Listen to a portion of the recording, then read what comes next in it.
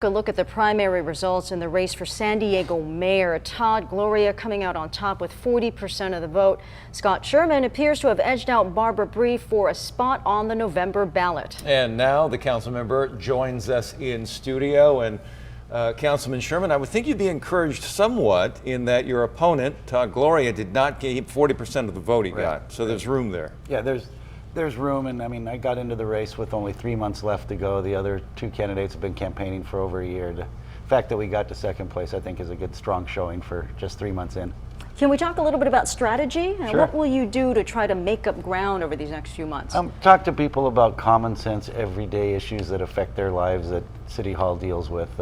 You know, too many times in politics, we let city politics get caught up in grandiose ideas and those types of things. And really, local government's supposed to be about running an organization, making sure you get the best bang for your buck. You know, same motto I had in the private sector for 27 years. How may I help you? It's 5 simple words. It's pretty easy. What separates you from Todd Gloria? You know, Todd's never been in the private sector. He's been in government every step of the way, and it's a career for him.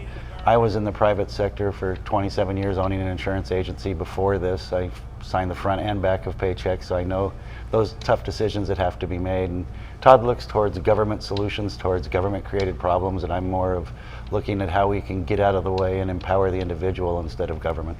What do you see as the biggest challenges facing San Diego moving forward? Homelessness and housing, without a doubt. Without a doubt. I mean, on the housing side, both of my adult children live in a different state. They can't afford housing here. And my adult children leaving is fine, but when they take the grandkids with, that kind of stings a little bit. And the problem is we don't concentrate on building the right type of housing. 47% of the cost of building housing in this city is government regulation and red tape. So that forces the home builders to pass on that cost to the consumer.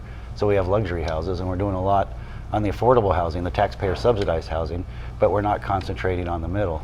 And what happens is people are in taxpayer subsidized housing a lot longer than they should be. People waiting in line to get into that housing end up on the streets. A couple of measures to raise taxes at both the local and the state level, both of them falling short.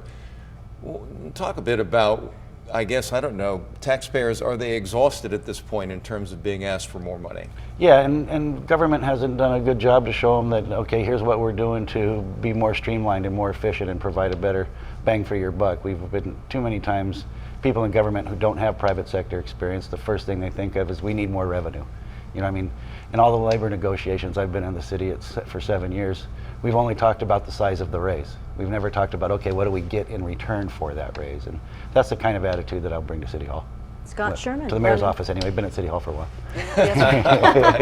Scott Sherman running for San Diego mayor. Thanks for joining us, and good luck to you. Yeah, my pleasure. Thanks for having me. Nice to visit with you.